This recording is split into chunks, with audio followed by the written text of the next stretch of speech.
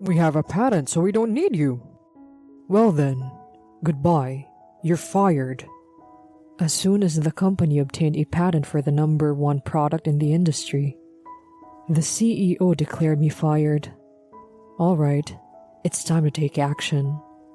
I decided to execute a plan I'd had for a while. I am Lincoln. I graduated from a specialized school for game creators and joined a game development company founded by my senior. Both when entering the specialized school and when joining the game development company, my parents didn't approve of it much. My father told me, "Stop doing reckless things like that." And my mother said, "You can make a living with games. Isn't it like trying to be a musician? Only a handful of people succeed, you know." I understood how my parents would be worried, but nowadays, almost everyone has a smartphone, and they become familiar with games since they are young. It's my second dream job, after being a YouTuber, viewed as a lucrative profession. Many young people have been launching their own companies, hoping to strike it rich. Cooper, who is the CEO of my company, was also one of those people. Cooper passionately spoke to us saying, "We, the elite specialists, will revolutionize the gaming industry. If it goes well, we could be rich." His words inspired me, and I was determined to give it my all. I joined Cooper's company like this, but the reality wasn't as sweet as I imagined. Although it may seem obvious, to achieve remarkable results, there are many tasks that need to be done diligently. Creating a game from scratch required complex process. We have planners, scenario writers, sound engineers, illustrators, and CG designers who design the characters, and programmers like me. We collaborate and work together repeatedly to bring the game to life, but I end up being assigned all the trivial and troublesome tasks. I want to create a great game. It was fine while I was burning with determination, but I reached my limit and decided to appeal to CEO Cooper. "Sir, I need a break. It's been tough working overnight all the time. Could we hire more programmers or distribute the workload among other employees?"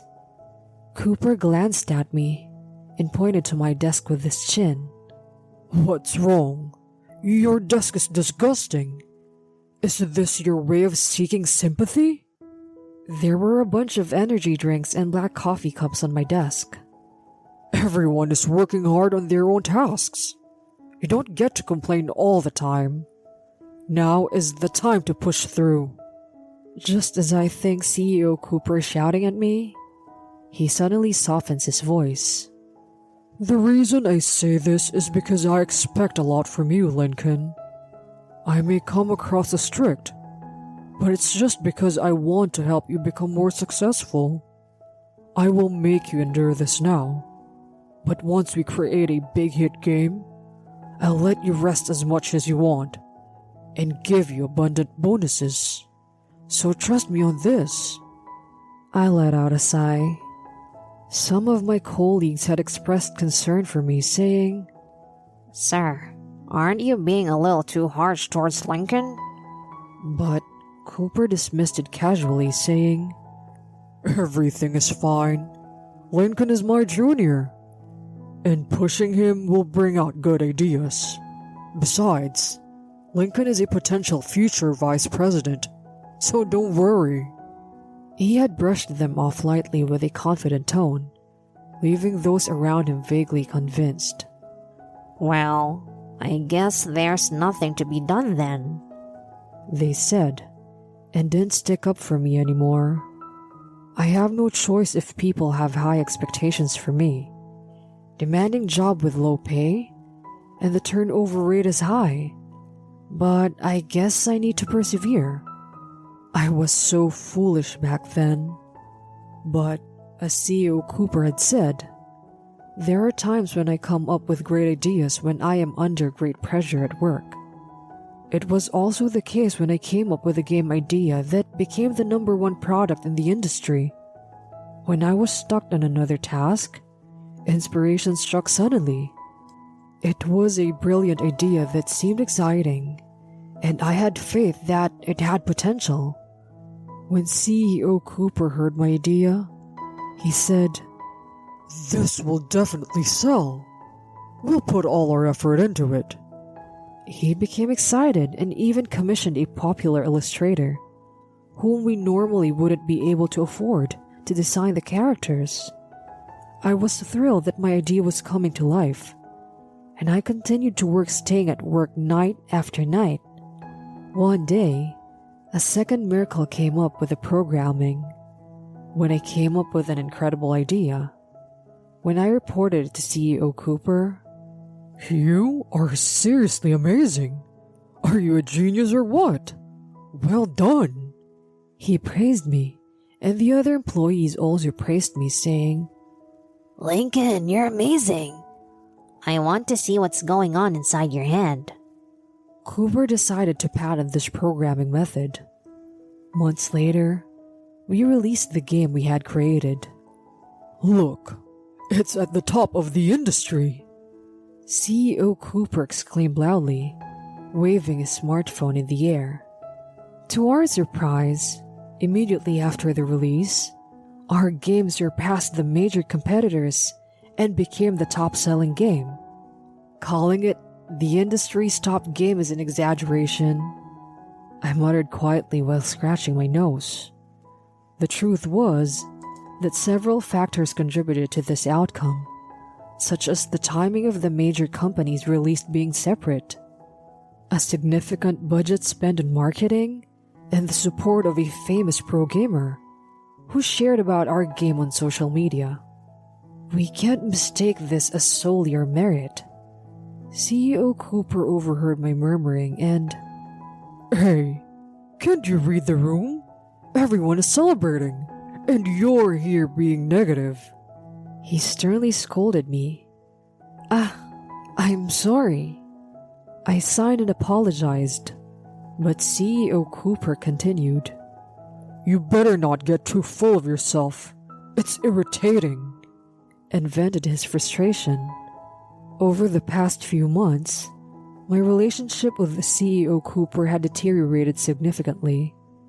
Things were fine until the point when I came up with a programming idea, but we started disagreeing after that about the game's settings. The story goes back a few months to when we applied for the patent for the programming. Everything was going smoothly, and we were excited about it. I turned to the employee sitting next to me and said, "If this game becomes a huge hit, we'll definitely get a bonus, right?" The employee next to me replied, Absolutely. That was the promise. How much do you think it will be? with excitement. The truth is that our company pays a considerably lower salary compared to other companies. But in return, there was a promise of bonuses if the game became a big hit. However, when CEO Cooper overheard our conversation, he approached me and said, "Oh, Lincoln, you won't be getting any bonuses." What?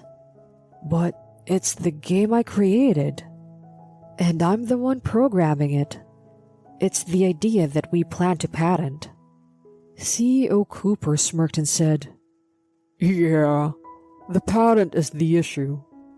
Applying for a patent actually costs a significant amount of money. I heard it's possible to do it yourself, but it's complicated. So I hired a patent attorney. So there won't be any bonuses for you.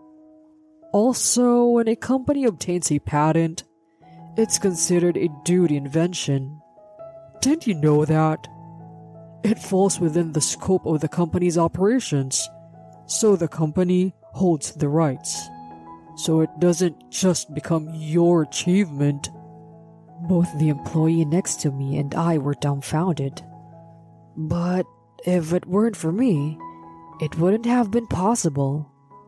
If it becomes the company's rights, then it should be covered by the company's expenses. It's unthinkable to cut my bonus. I argued hastily. Are you an idiot? You're employed and receiving a salary, right? That's your compensation. CEO Cooper said it with ease, but this is not what was promised. It's true that the game hasn't been released yet, and we don't know if it will sell well. But even if it does sell, it seems like he will somehow find a reason to not give bonuses. I suddenly realized the situation. Lately, there have been disagreements between me and CEO Cooper regarding the game. Maybe there is no future for me here. I started considering a job change and gathering information. I even thought about starting my own business and got to work. It was in the afternoon of the day we became the industry's top ranker. CEO Cooper said, "Don't get carried away. It makes me feel sick. I've been investing in you all this time, but it seems I miscalculated. We have a patent, so we don't need you. You're fired." He continued.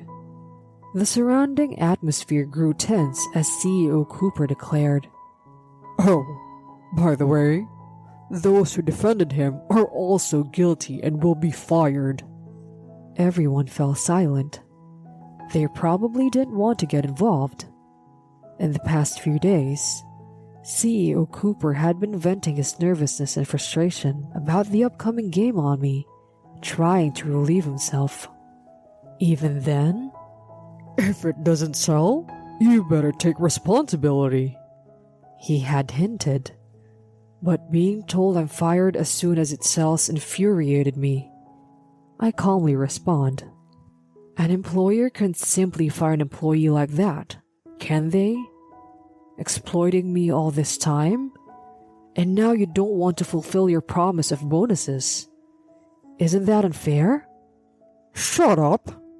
Lately all you do is backtalk and refuse to listen obediently. We don't need employees who can't listen to their boss." The president's statement was so childish. I couldn't help but feel amazed. Cutting ties with someone like him is the right decision. Fortunately, my preparations were almost complete. That thought naturally brought a smile to my face. "I see. I'll quit then. Good luck with everything," I replied. CEO Cooper responded, What's wrong with you? You were told you're fired, yet you're smiling. You're creepy." But I quickly tidied up my belongings with a smile still on my face. "I'll take care of the details later. I'm leaving for today," I said. It's been so long since I could leave during daylight hours. "Well then, everyone, please take care of the rest," I said without waiting for a response and left the company. After leaving the company, I felt an exhilarating sense of relief, fueled by the strange and astonished faces of CEO Cooper and colleagues. It was as if a weight had been lifted from my body and mind, and ideas began flowing in abundance, almost like magic. I couldn't wait to start creating games. Strike while the iron is hot, I thought. The people I had met at the Game Creators Meetup encouraged me to reach out to them if I decided to start my own business. With their support, I made the decision to embark on the entrepreneurial path. Surprisingly, the process of resigning from my previous job was relatively easy. I spent my days preparing for the new venture while keeping an eye on the rankings. The game that had briefly held the top spot in the industry quickly faded away, disappearing from the rankings in no time. The truth was that the game had a major flaw. CEO Cooper believed that it would sell as long as the illustrations were good. But that is far from the reality. As evidence, when I searched for customer reviews and feedback from people who purchased the game online, I found out that there were indeed individuals expressing the same dissatisfaction as I had imagined. Just as I suspected. Seeing that, I gained confidence. This time, I will create something that truly satisfies. An upgraded version of that product. Since the company obtained the patent, I can't use the same program. However, I have come up with an even better method, which is now swirling in my mind. I feel like I can create a game that is much more amazing than the previous one. No, I will definitely make it happen. With that determination, I promptly established a rival company. It had been about a month since I left my previous job, when I received a call from Cooper. Cooper wasted no time with greetings and said, "Lincoln, please, won't you come back? We can't find a new programmer. If you come back now, I'll hire you with the same salary as before," he said. Those words really got on my nerves. Are you kidding me? What kind of fool would get fired like that and then come back? "But, Lincoln, aren't you struggling without a job?" "No, I started my own business." I tried to end the call quickly, but Cooper latched onto it. "Started a business? You did? Well, in that case, I can outsource some work to you. You must be struggling without any jobs, right? It's tough to find work in the beginning, right? You should be glad to have such a kind senior." I could vividly imagine his smirking face, and it gave me goosebumps. "I'm doing fine, but thanks." I hung up the phone. So, that's the kind of thoughts he has. I slightly regretted not lying and saying I had just switched jobs. A few days later, I received another call from Cooper. "Hey, Lincoln, it's all your fault. That game isn't selling at all. They're calling it a trash game with only pretty illustrations." That's why I told you multiple times that a game isn't all about illustrations. Don't blame me for this. I'm simply amazed at how his stance has completely changed from before. "If you had stopped it more, it wouldn't have turned out like this. The work doesn't function without you. So hurry up and come back." Is that all you have to say? I'm busy, so I'll hang up now. I interrupted Cooper's words and hung up the phone. I considered blocking his calls, but I changed my mind. If I were receiving dozens of calls, it would be a different story. But this frequency is manageable. Besides, why not release a new game and see Cooper's reaction? A few months later, we created a new mobile game. At my company, there are game creators who gathered and supported my ideas. In fact, that game had several critical issues. One of the causes of the conflict between Cooper and me was the ease of in-app purchases. In the gaming industry, there's a social issue regarding children making unauthorized purchases without their parents' knowledge. As a game creator, it deeply concerned me. When we previously discussed how to handle in-app purchases, Cooper said, "About the game we're currently designing? Let's make it easy for kids to make an in-app purchases. Children are easily influenced to spend money, you know. Let's make the in-app purchase process visually intuitive, so they can make purchases without consulting their parents. We'll make it so that they can't obtain good weapons unless they make purchases, and make them addicted to the game." Are you kidding me? I was completely taken aback by Cooper's suggestion. I couldn't set it up like that on purpose. It'll cause trouble. I argued against it, but Cooper wouldn't back down. In the end, I couldn't go against the CEO's wishes. and the game ended up being one where you couldn't enjoy it without making in-app purchases. On the other hand, the game I created this time has a system that makes it difficult for children to make in-app purchases. The game itself has received positive reviews for being entertaining, and it achieved the top ranking. The game has since stayed in the rankings, and our first game seems to be becoming a long-term seller. A few days later, I received a phone call from Cooper. I answered the phone, thinking to myself, I've been waiting for this.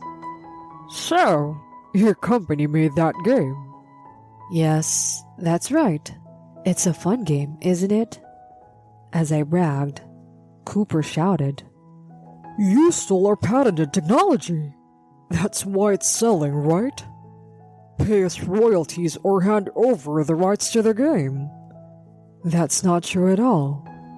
You know, people can improve with effort, right?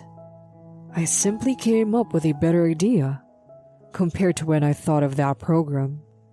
If you play the game, you'll understand. It's completely different. We can go to court if necessary, I said confidently. No way. Could it be? Cooper hesitated, seemingly taken aback. I beg you, Lincoln. Come back to our company. We need you. Since you left, we've been struggling without a contact person or coordinator. There's no employee who can come up with as many good ideas and do anything like you can. Cooper begged me. How can you be so shameless? And there's no employee who can be as cheaply hired as me, huh? Of course, I refuse. I'm now the president of my own company. I won't sell myself cheap. I beg you to reconsider. Without waiting for a response, I hung up the phone. I don't need to hear any more from this man. This time, I blocked his number and said goodbye to Cooper forever. Later on, that infamous game has become irregular in the worst rankings as a pay-to-play garbage game. I could see that coming. Consumers aren't fools after all. At a game creators networking event, I heard rumors about Cooper's company. It seems that, after I left, people started quitting one after another, and bankruptcy was inevitable. He deserved it, all right. Meanwhile, my company is steadily expanding its market share and securing stable work. We are currently planning to release a new game in the winter. My parents are delighted by my success and proudly boast about it to the neighbors. I actually find it gratifying that my parents have had a change of heart. I'm glad I could put their minds at ease. Moving forward, I want to continue creating enjoyable and exciting games, while also building a company where employees can take pride and have long-lasting careers.